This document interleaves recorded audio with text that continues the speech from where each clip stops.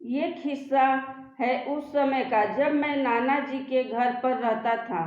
नाना जी के घर के पास ही एक घर में दो बहनें रहती थी। दोनों ही बहुत ज़्यादा सुंदर थी, जो हमेशा एक साथ अपने बरामदे में आकर खड़ी होती और बाहर भी जाती तो साथ जाती थी। पर हमको लड़कियों की शराफत और सादगी बहुत आकर्षित करती थी। लेकिन ये दोनों बहनें किसी को आंख उठाकर भी नहीं देखती और हमेशा साथ रहती है। हमको तो उन दोनों में से छोटी वाली अच्छी लगती थी। अब हम उसको देखने का काम शुरू किए तो एक समस्या आ गई कि दोनों ही देखकर मुस्कुराने लगी। सो हमने सावधानी से दोनों को आंखों में आंखें डालकर मुस्कुराते हुए गर्दन को एक तरफ कभी दूसरी तरफ करके मुस्कुराहटों का हसीन तालमेल शुरू कर दिया। बस इस बात का खास ख्याल रखा कि दोनों को ये ही लगे कि हम उसी को देख रहे हैं। बड़ी वाली का नाम रागिनी और छोटी का नाम मोहिनी था। अब बस यूं ही नजरें मिलाते हटाते नजरों से बातचीत चल रही थी। मोहिनी जो हमको पसंद थी, अब उसकी मुस्कान हमको इशारा देने लगी। एक दिन हम टहल रहे थे तो मोहिनी साइकिल चलाते हमारे पास एक गली में शाम के समय आई और बोली, क्या बात करनी है आपको, बोलो। हम अपने आप को संभालते हुए बोले, क्यों, तुमको नहीं पता कि मैं क्या कहना चाहता हूँ? वो मुस्कुराकर सर झुकाते हुए नजरें उठाकर बोली, जो कहना है जल्दी कहो, देखो तुम जाओ कोई देख लेगा। तुमको पता ही है कि हम क्या कहेंगे तो क्यों नहीं तुम मेरी अनकही बात को समझकर मुझे जवाब दे देती।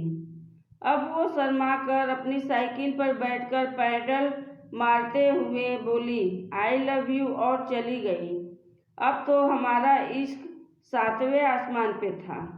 दिल का कनेक्शन ऐसा कि हम दिल में याद करते थे और वो अपनी बालकनी में आ जाती थी। उसने बहुत से प्रेम पत्र हमको लिखे। पत्रों में हमारा दर्जा भगवान जैसा वो लिखती थी। उसकी दी हुई उसकी तस्वीर शर्ट के अंदर रखकर हमको ऐसा लगता था कि कोई कवच पहन लिए हैं।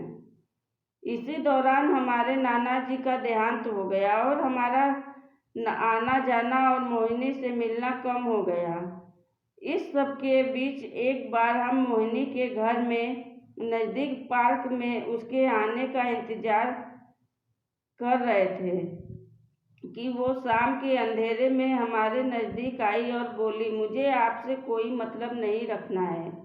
मैं सिर्फ ये कहने आई हूँ कि आप मेरी फ़ोटो और लेटर्स मुझे वापस कर दो और मेरी ज़िंदगी से चले जाओ।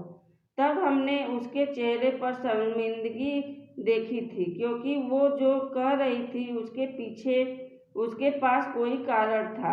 हम उसके जाने के बाद में उसी पार्क में बैठकर घंटों आंसू बहाते रहे। अगले दिन हमने ईमानदारी से उसके सब लेटर्स और फोटो उसको दी तो उसने कहा, सुनो, आप मुझे 1500 रुपये उधार दे सकते हो। हमने बिना कुछ कहे वो पैसे उसको दिए और चश्मे के पीछे अपनी नम आंखों को छुपाते हुए बाइक स्टार्ट करके चल दिए। हमारी कोई गलती नहीं थी और ना ही हमको हमारी गलती बताई गई थी। हमने तो अपनी तरफ से पाक मोहब्बत की थी, कभी शारीरिक संबंधों के बारे में भी सोचा नहीं था। फिर भी हमारे साथ ऐसा हुआ। लेकिन उसकी खुशी या फैसले के आगे हम कोई दलील पेश करके खुद को कमज़ोर नहीं दिखाना चाहते थे, क्योंकि हमारी मोहब्बत सच्ची थी और हमने कभी अपनी मोहब्बत का बुरा नहीं सोचा और कभी लव लेटर या फोटो दिखाकर अपनी मोहब्बत को बदनाम भी नहीं किया। यह एहसास ही सुकून देने को काफ़ी था। महबूबा तो नहीं थी, मगर हमारा इश्क हमारे दिल में बाकी था। 6 साल बाद वो फिर हमको अचानक से मिली। उसकी शादी हो चुकी थी। हमारी बातचीत फिर शुरू हो गई। बातचीत की वजह वो उधार दिए पैसे लौटाना चाहती थी। एक रोज़ हम मिले और उसने बताया कि वो हमको अपनी सहेली के भाई से उस वक्त मोहब्बत करने की वजह से छोड़कर चली गई थी। बाद में उसने उसके साथ बहुत दुख भोगे। उसने कहा, तुमने एक बार भी मुड़कर नहीं देखा, कभी मिलने भी नहीं आए, जानने की कोशिश भी नहीं की मेरे बारे में। मैं तुमको याद करती थी, तुम्हारी अच्छाई मुझे हमेशा याद रही कि कैसे तुमने कभी मुझे किसी बात के लिए मजबूर नहीं किया। मेरे मांगने पर सभी लेटर्स, फोटो भी दे दिए थे। मैंने कहा, ये सबका अब कोई फायदा नहीं, मैं तुमको कोई तकलीफ तब भी नहीं देना चाहता था और अब भी नहीं दूंगा। दोस्तों की तरह हमारी बातें होती रही। इसी दौरान एक दिन उसने कहा वो मुझसे मिलना चाहती है। मैंने उसको मिलने को मना कर दिया। वो नहीं मानी और मेरे घर आ धमकी। मैंने उससे कहा, क्या हुआ, क्यों मिलना था? वो बोली, मुझे आपके गले लगना है, बस एक बार। मैं कुछ कह पाता उससे पहले वो लिपट गई मुझसे और इतना रोई कि क्या कहूँ। उस भावुक पल में मुझे एहसास हुआ कि वो खुद पर काबू रख पाने में नाकाम हो रही है।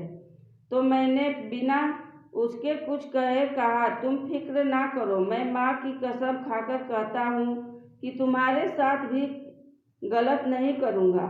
वो आधे घंटे मेरे गले लगकर रोई। जब जाने लगी तो उसकी आंखों में मोहब्बत की जगह इज्जत थी। उसने मेरे हाथ को अपने माथे से लगाकर आंसुओं से भिगोते हुए कहा, कोई और होता तो शायद बदला लेने के लिए आज मेरा जीवन बर्बाद कर देता, मगर तुम जानते थे कि आज मैं तुमको नहीं रोकती, क्योंकि मैं बहक गई थी। तुमने तब भी मुझे संभाला और तुम खुद को काबू में रख सको, इसलिए माँ की कसम का सहारा लिया। काश तुमको मैंने धोखा नहीं दिया होता। आज मुझे एहसास हो रहा है कि मैंने कितनी बड़ी गलती की थी। बस उसके इन भावुक शब्दों ने मेरे पुराने जख्मों पर मरहम का काम किया और किसी का भला करने के एहसास से दिल भर आया। एक सुकून सा महसूस हुआ। अब हमने फैसला किया कि हम अब कभी नहीं मिलेंगे, क्योंकि हमारे मिलने से उसका शादीशुदा जीवन खराब हो सकता था।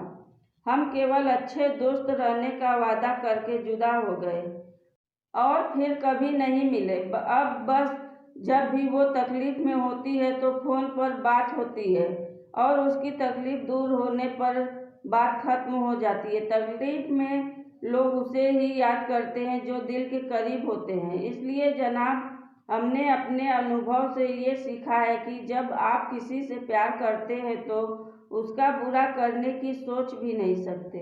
आप सही और सच्चे हैं तो आपकी सच्चाई आपको एक दिन सम्मान जरूर दिलवाएगी। इसलिए बदला लेने या खुद का बुरा करने से बेहतर है अपनी नाकाम मोहब्बत को अपने दिल में सहेज कर रखना।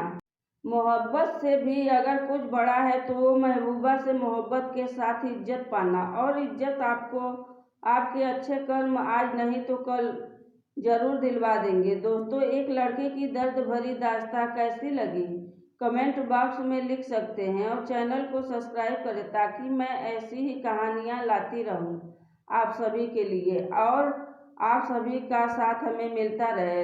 धन्यवाद।